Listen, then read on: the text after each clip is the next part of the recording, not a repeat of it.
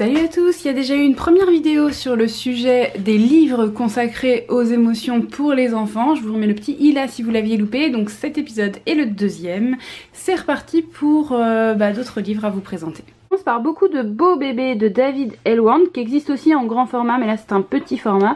Ça aborde le sujet des émotions par le biais de photos, mais pas que les émotions en fait. Ça aborde aussi d'autres choses sur les enfants, notamment le corps, le fait d'être habillé, d'être déshabillé, donc c'est assez global et c'est donc pas précis, mais pourquoi pas l'utiliser quand même comme premier support pour les plus petits.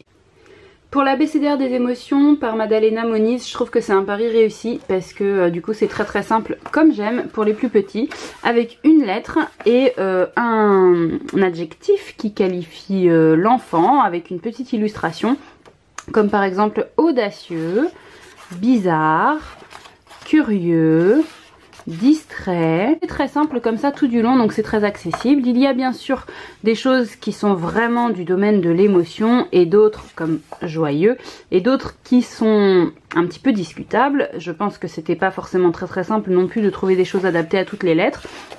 Par exemple, chaos, il se sent fatigué, c'est pas forcément du registre de l'émotion, mais c'est pas grave. Je pense que ça donne du vocabulaire aux petits qui leur permet de dire comment ils se sentent et que ça a quand même du coup son utilité, donc moi perso je l'aime bien. Collection Sam et Watson. Sam c'est le petit garçon, Watson c'est son chat, et c'est une collection qui regroupe plusieurs émotions. Donc celui-ci c'est sur la tristesse, mais vous pouvez aussi en trouver d'autres. C'est aux éditions Petit Glénat et franchement ça a l'air vraiment pas mal du tout. Donc moi il n'y a que celui-ci que j'ai pu parcourir, mais j'ai trouvé ça très bien. Donc puisqu'on parle de tristesse, il s'agit d'apprendre par l'intermédiaire d'une histoire vraiment adapté aux petits, une situation où on est triste, par exemple le petit garçon qui est séparé de ses copains en passant à la classe supérieure, eh bien il apprend qu'il a le droit de pleurer, que ça fait du bien quand on l'écoute, que la tristesse a une utilité et est associée à peut-être le besoin de trouver comment la solutionner. En l'occurrence là il pense à un autre enfant qu'il n'avait pas envisagé avant comme ami, mais il se rend compte que finalement pourquoi pas. Et puis le petit chat lui explique aussi qu'il peut essayer de bouger, de mieux respirer, d'écouter de la musique, de faire différentes choses en fait pour se sentir mieux. Et à la fin il y a un petit récapitulatif, donc la tristesse: bouger, danser, écouter de la musique ou jouer avec un ami aide à sortir de la tristesse. Pour garder en tête un petit peu comment apprivoiser ses émotions. C'est encore marqué apprivoiser ses émotions, un terme vous savez que je trouve tout à fait adapté. Donc vraiment ça c'est une collection qui a l'air pas mal du tout. Vous êtes sans doute nombreux à le connaître, La couleur des émotions, écrit par Anna Yenas. Alors, je suis divisée sur ce livre, je suis navrée pour ceux qui en sont fans, c'est un livre qui est connu, utilisé dans les écoles. Je suis divisée parce qu'il y a quelque chose qui me gêne au début du livre où en fait on demande à l'enfant de cataloguer chaque émotion vraiment dans un flacon et la phrase est dite, commence par les séparer, range-les chacune dans un flacon étiqueté, ainsi tu y verras plus clair. Je suis pas tout à fait d'accord, c'est pas toujours aussi simple. Parfois dans une même situation il y a plusieurs émotions mélangées. Par exemple, imaginez que vous alliez à un endroit nouveau où vous êtes très excité parce que ça a l'air chouette, mais qu'en même temps vous avez peur parce que c'est nouveau. Et vous savez pas forcément. Mais après je reconnais que chaque émotion est écrite vraiment d'une façon compréhensible pour les enfants. La joie est contagieuse, merveilleuse, elle brille comme le soleil et fait vibrer le cœur tel une abeille. Quand tu es joyeux, tu as envie de rire, de sauter, de jouer, de danser et tu veux partager ta gaieté avec ceux que tu aimes, avec le monde entier. C'est vrai que c'est tout à fait ça et je dois reconnaître que globalement c'est bien écrit pour chacune de toutes ces émotions. Mais il y a autre chose qui me gêne, c'est l'association à une couleur. Je trouve que c'est pas très sympa pour les couleurs, de les cataloguer comme ça. Donc ce côté... il y a une couleur pour une émotion et il y a un flacon pour une émotion, ça me gêne un petit peu, mais après c'est peut-être quelque chose de très personnel. Dites-moi si c'est un ressenti que vous partagez ou pas. Dans ma précédente vidéo, je vous avais déjà parlé de Joe Witek et Christine Rousset avec un autre livre. Là, aujourd'hui, il s'agit de Mes petites peurs. Alors, est-ce que mon avis est différent? Oui. Là, pour le coup, mon avis est un peu différent. Même si on reste sur des illustrations un petit peu fantaisistes et un texte un petit peu trop poétique pour des petits, donc poétique veut dire abstrait, veut dire incompréhensible pour les plus jeunes. Mais je trouve que là, il y a quand même un petit peu plus de concret, pas trop au début, mais ensuite, il y a des situations concrètes. La petite fille qui a peur du chien, la petite fille qui a perdu sa maman, la petite fille qui est dans le manège et qui a un peu peur parce que ça va trop haut, la petite fille qui a un peu peur au moment d'Halloween, un peu peur des histoires de loups, un peu peur de l'orage, un peu peur de la maîtresse quand elle se fâche, des choses comme ça. Ça permet d'avoir une idée des différentes peurs que l'enfant peut traverser et de les aborder. Alors c'est le grand imagier Montessori des émotions qui est étiqueté dès 3 ans que je vous présente là. Alors en ce qui me concerne, je trouve qu'il est bien trop complet pour être lu dans son intégralité avec un enfant. C'est vraiment un livre chargé où il y a beaucoup de choses. On suit l'histoire d'un petit garçon qui va traverser différentes émotions et à chaque fois chaque émotion va être détaillée. Je dois reconnaître que c'est vraiment très bien détaillé, il y a vraiment tout. Il y a les différents degrés de chacune des émotions, les éléments déclencheurs, ce qui se passe dans le corps, ce qu'il peut nous arriver de faire et ensuite comment on peut utiliser cette émotion de manière utile en fait pour vraiment qu'elle serve à ce à quoi elle doit servir.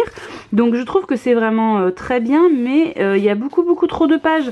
Il y a en tout dans le bouquin 80 pages, donc c'est un gros livre. Pour les plus grands, pourquoi pas le lire d'un coup. Pour les plus petits, je pense que ça peut être un support à utiliser. Peut-être quand il y a une émotion en particulier, de prendre la page qui correspond à l'émotion et de lire peut-être un petit peu en simplifiant globalement ce qui est marqué. Et puis je pense qu'une fois que les parents eux-mêmes ont lu, ça leur permet de mieux comprendre et de mieux accompagner leur enfant. Donc je dirais que en plus d'être utile pour les enfants, c'est utile pour les parents qui parfois sont désemparés et pourquoi pas du coup l'utiliser dans ce cas de figure là. Il y a aussi des supports qui sont proposés, mais c'est des supports voilà, qui sont déjà des supports que j'avais évoqués ici.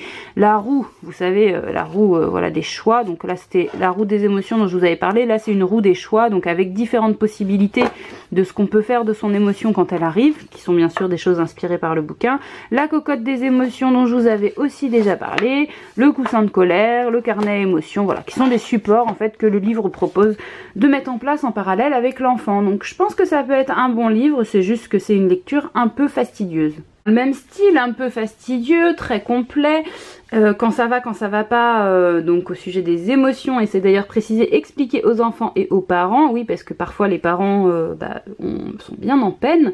Celui-ci a été écrit par Philippe Grimbert et du coup c'est un peu pareil que l'autre que je viens de vous présenter, les choses sont clairement bien détaillées, donc au début il y a toute une partie pour expliquer ce que c'est qu'une émotion, et puis après on attaque avec chacune des émotions, on décrit voilà ce que c'est, et puis qu'est-ce qu'on en fait en fait.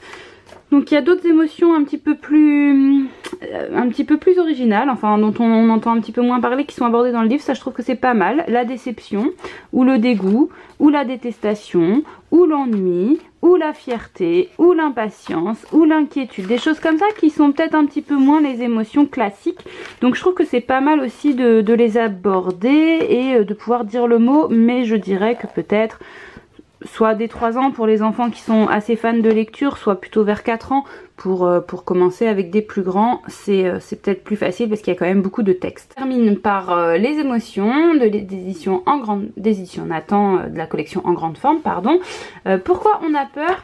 Alors en fait ça va pas parler que de la peur, c'est l'histoire d'une petite famille qui va aller dans un genre de parc d'attractions consacré aux émotions et qui va du coup passer par chacune des émotions. À chaque fois c'est l'occasion d'expliquer comment on se sent dans son corps quand on ressent telle émotion. Pas autant détaillé que dans les 2 autres livres que je viens de vous présenter, et notamment dans le grand imagier Montessori, c'est sûr que c'était beaucoup plus détaillé, mais du coup là c'est peut-être un petit peu plus accessible, il y a un petit peu plus de dessins, un petit peu moins de texte, donc avec les plus petits c'est peut-être un petit peu plus facile à digérer, et puis voilà, ça permet au moins de dire le mot, et puis donner un caractère un peu valable, normal.